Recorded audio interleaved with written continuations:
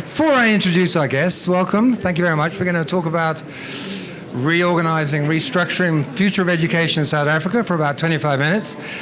I'm just going to take a quick straw poll around the room. What are your top 3 issues? Stick up a hand and shout. What's the burning topic number 1? What do you think? This area, yes. Corruption in the education sector among teachers, procurement, is that right? Just the name of the... Corruption of everything. I feel your pain. Okay, thank you very much. Next one. Yes. Incompetence of whom? Of the lecturers and the teachers. Okay. Right, that's a great one, yes? Say again? Safety. Just safety at the school. Health and safety, general safety. Fabulous. Thank you. Yes. Structure of the syllabus, or whether we need one at all. Well, I won't go there. Yeah, that's another one. Okay, and over here, yes? Education as a? Education in the 4th Industrial Revolution, right. Are you making notes? Okay, thank you. Yeah, and one more, or 2 more, okay. Speak up, please. Yes, you, sir. We met yesterday, didn't we? No, we haven't met. Oh, no, but I just... Well, we have now. VUSI, yes. African Youth Development, okay. Reluctance? Reluctance to adapt to a better education system. Right, thank you. And you, Mana? Pass rate of 40%. Is that a good thing or a bad thing? Bad. Terrible. Yes. 40% pass mark is a bad thing. Okay. You sure? Okay. It's not just the level what 40% means. Okay. Fine, thank you very much. Okay, we're going. So I'm very privileged to be able to work with 2 fabulous people here.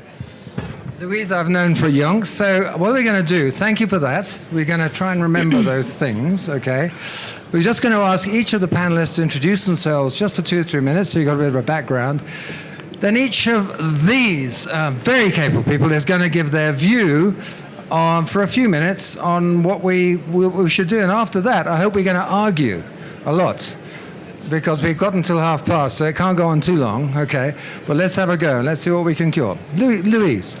So I'm a homecomer. I returned to this country and I brought my 2 beautiful daughters back. And given where we are today in this country, I have to ask myself whether that was a good decision.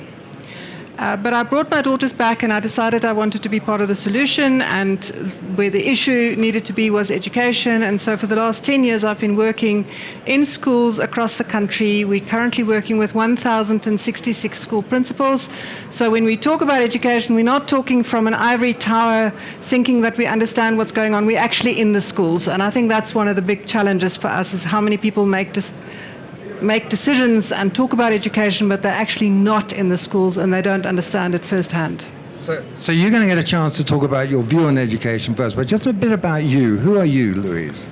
And what's your background? What have you done? So, homecomer background is organizational leadership development, came back, have been working in education with a program called Partners for Possibility that some of you might know, where we partner business leaders and school principals to improve education. That's the humblest introduction to your work that I've ever known. PhD in complexity theory, supervised by Professor Rolf Stacey in the University of Hertfordshire in the UK. You've done more movements, and you started more energized movements in this space than anyone else in the country, I think. So thank you. Okay, thank you. Right. Okay, speak up. Okay, Karen. Awesome. So I don't have a big pedigree like yours. A tough act to follow. So hi, I'm Karen Cole. I'm from a company called Fourth Talent, and on the opposite end of the spectrum. So we're actually on an adventure at the moment. We haven't immigrated by any means, but we are now living in Melbourne for the past 18 months. Took our children on a bit of an adventure to really see and teach them what the world was about, and to see, is the grass really greener on the other side? In which case I can honestly say I don't think so. So although we have challenges here, I think there are challenges everywhere, and it's how we face them. So I think we will also be homecomers quite shortly. Especially coming into Johannesburg last night with the sunset and the smell of jasmine, it was quite phenomenal. So just to give you a little bit of background about Fourth Talent. So we really aim to address the issue of rapid reskilling. I think there's a great divide between the skills that we currently have and the ones that we're needing to develop or move into this fourth industrial revolution with. And that is really what we aim to do, is to offer a hyper-individualized approach to bridging those gaps and to helping people develop competence at an accelerated rate. Thanks, Karen. It strikes me that quite often when we talk about education and we talk about what we should, there's loads of shoulds and theys and they must and the government must or these people must and whatever. And so we're projecting this out there. I'm really interested to think what we can do and how we can make a difference and how we can influence the people who should be making the policies differently in a constructive way, because shouting in the wind to people who are not necessarily listening is not going to be, hasn't proven to be very successful. So, Louise, you've done a lot of things in this space. Do you want to just spend a few minutes, just describe what you're doing, and what do we need to do now to make our children and our friends and colleagues, all our children, grow up in a thriving South Africa via the education system? What do we need to do? Okay. So 78% of the grade 4s in our country cannot read for meaning. So it is a national crisis and should be on the top of our agenda. I think that's a bigger crisis than any of the other things that people mentioned in education. So we in this room are all educated, we come from business, we understand how to lead large-scale complex social change. And if you don't know that because you didn't do your doctorate in complexity, let me tell you how to do it, because it's not difficult. So we have 25,000 schools in the country, the public schools, and I don't think, we're going to hear from Sizwe in a minute. Sizwe is going to tell us about this wonderful opportunity to go into private education. We're not going to get there quickly enough for the 12 million children who are in the system at the moment. We have to figure out a way to fix our education, the public education system. And we need to do things like Future Nation, because it's amazing, and I wish my kids could be in Future Nation. I'm thinking about myself as a mother of 12 million children, so I'm here to talk to you on their behalf. Those 12 million children are in 25,000 schools, of which 20,000 are failing and 5,000 are doing very well. So what we've done is we've studied the 5,000. We didn't bother to study the 20,000 because we wanted to understand what's different in the 5,000 to the 20,000. And it's not rocket science. In those schools, we have competent, energized, well-functioning leaders. And that's what we need to do in the 20,000. We have strongly aligned school management teams in the 5,000. We don't have that in the 20,000. In the 5,000, we have people like all of you in this room who bring HR, IT, finance skills to those schools. We have strong school governing bodies. The principals are not expected to do their own budgets, HR, IT, all of that stuff, because they have lots of parents who help them.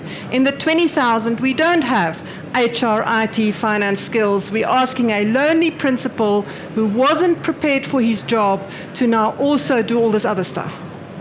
So, and then the last thing is in the 5,000 schools, we have very well-trained teachers, and in the 20,000, we don't. And the problem with our and I'm saying this, Sizwe is in the room, so I have to be careful, but the problem with this drive to private education is the few well-trained teachers that we have in the system get pulled out.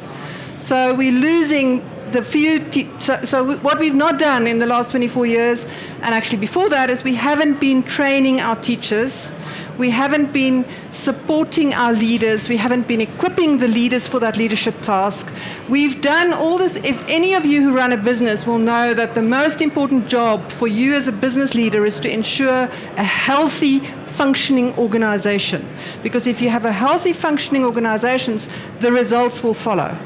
We have not been doing that. We've been focusing on curriculum and what happens in the stuff that happens in the classroom. We've not been building. What we need to do is to build 20,000 healthy organizations, and we need the business schools to get involved, and we need SAICA to get involved, because we need all those finance skills, and we need the SABPP to help with the HR skills, and we need all these IT companies to bring their IT skills.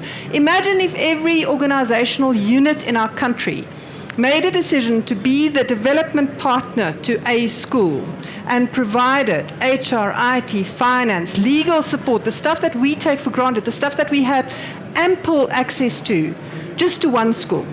If the principal of every school had an IT company to call or an IT department rather than the education department, because guaranteed if they phone the education department, it will take 5-6 weeks before that IT issue gets resolved. If they had someone to call when they have an HR issue and they could actually get help with the fact that they've got a secretary who's now been on sick leave for 18 months and the department has no way of dealing with it, we know as HR people how to deal with that. We know how to deal with the budgets. At the moment, we're asking people who were teachers. They were geography teachers. They're now a principal, and now we're asking them to manage the books and to do the budgets, and they haven't got a clue because they haven't even know anything about leadership or management. So we have a human resource crisis in education. It's not about money. We have hundreds of thousands of people who are in jobs all the way through the education system, and they do not have the knowledge, skills, experience to do those jobs. And in this room, we have all those knowledge, skills, and experience we need. So can I, before I move to you, you've said a lot of what we don't have, and you've hinted, or given a few indications of what we should do. Yeah. Let's think not exactly what we should do, but what we must and can do. Okay. Only must and can, nothing else. So I'll tell you what we are doing. So we have already got 1,066 business leaders like the people in this room who have each made a commitment to one school. So there's 1,066 of these schools who are now getting additional support. And then we train the business leaders. We give them the principals. We give them great access to great management and leadership skills, which they don't have. And then we work with the school management teams and the parents and the teachers.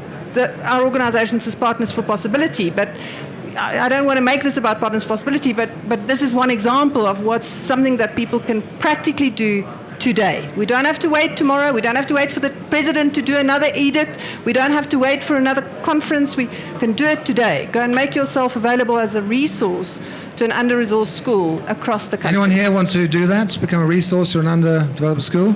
Stick your hands up high. So Robin is sitting there. She wants to talk to you. I'm committing. Okay, we'll at Henning Business School we'll help a little bit, whatever we can. And I suggest you go and speak to that lady or anybody else afterwards, or start your own initiative. Okay, you stuck your hand up. You stepped up. Okay, thank you. Karen. Awesome. Yes. Please tell us about what you were doing in your background, how you think that education should be. Perfect. So I think it's a fantastic initiative, and I 100% agree with you. We have a leadership crisis within schools, and also the structures are not adequately set up to really cope with what we're needing. And if we started there, it would definitely help to solve that problem. However, I think we also have a huge gap between people leaving school and actually entering industry that we also have an opportunity to address. And again, I think that's going to come back to industry to say, well, what can we do about that? We are the ones needing. I think we just need to turn up the volume a little bit for Karen. Thank you. Sorry. We, as industry, we are the ones that are needing the skilled individuals. Therefore, we have to step in. Otherwise, it's not going to be addressed. And again, it comes down to really those skills, and they're not difficult to develop, or with a little bit of targeted emphasis, we can actually develop them quite quickly and bridge that gap. And I speak specifically around a program we've recently run in partnership with PEPESA and City of Cape Town, in which we took a group of unemployed youth and we upskilled them for the BPO sector. And that we focused on teaching them core skills to give them employability into that. And within 6 weeks, a completely digital program, we were able to increase their skills by 17%. So the program runs over a year. So if we can do that in 6 weeks, imagine what we can do over a year in the supported environment. That was no human effort required. So it's not that there's a lack of wanting to learn, it's just giving access to the right people and then the right content. And that's the thing, skills are easy to solve because the content exists out there. There is so much content, we just have to make it more readily available to people and remove those barriers or obstacles to them. And that is another initiative that industry can really do. So let's just take that. I mean, we've been talking about this for a long time, about what we must do. There's something that we say we must do something, but tomorrow is here. And we're facing a Gini coefficient crisis, an existential crisis in South Africa around education, unemployment. We can't really wait. So if we had to do this tomorrow, like, it's burning. What are we going to do? Well, what are we going to do? What should we do? Tell us what to do from your point of view. So from my point of view, I Be think... directed, please. Be directed. So I think from an education department perspective and a pro-poor policy, I think all the right things are in place to start transforming education. However, I think the wheel is turning obviously far too slowly for what we as industry are needing to consume out there. And I think that's the part where we need to step in with additional bridging programs and more partnerships, again, into those schools, making sure that we're giving access into that. And for me, it's perhaps a rethink completely of how we provide education in the country, maybe moving it outside of the initial structures that it's in and forming a more digital or taking a much more digital approach to education, thereby making access a lot more equitable and getting a lot more people into the system or being able to learn with the monitoring, etc., in place, with the right skills being delivered, the latest content there to help them transform a lot quicker. So what you're saying then is we need to create a digital platform. I mean, I know Get Smarter. It's there. They exist. It exists. Right? So we Get just need to Smarter's make it- launching We one, just yeah. need to make it available. So everything... Okay, so what's between we must make it available to actually it being What's available? what's the gap? website address? Yeah. Yours. of ours. Yeah, what's the website? So we're at Fourth Talent. Fourth Talent. Fourth Talent. Fourth Talent? That's us. So the platform exists. It's an AI platform. We're able to understand at a competence level each individual's gap towards competence, and then we're able to curate the content to help them bridge those gaps. And we continuously reevaluate, and new content gets opened up to them depending on their So proficiency level. our kids can go onto this, can we? And you can go on and... Your kids can go. Yeah, so we can do that tomorrow, okay? You can do that. You can do that today. You can do that after. That's really good. Let's do it. Awesome. There's a So- start. Okay, and now private providers, and we're all looking at Caesar here because he's going to talk about that in a moment, are coming. But you're worried that they're going to steal all the teachers. Let me just say, I want to say let's have that out because I think it's important. It's not Future Nation, because Future Nation is still, but Curo. I mean, honestly, Curo need to do a much better job of developing leadership capacity, because the few good principals get poached to go to Curo, as an example, and many of the teachers get. So we need to invest in our human capability, and we need more well-equipped principals and better trained teachers, and we need to all help to make that I know happen. we need it, but how are we going to get it? Sorry, can I just step in? Please, yeah. So I agree. Sorry, just to. But what you're saying is, we need to start treating our schools like businesses, and we need to understand that teachers need to be developed in a certain way.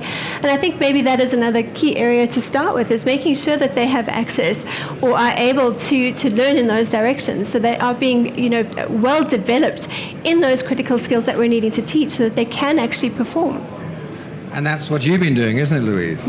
We don't develop teachers, and we do develop the leadership and management capability of principals, but we've only been able to touch 1,000 principals. There's 20,000 principals who were teachers promoted into roles of principals with no whatsoever development around management and leadership.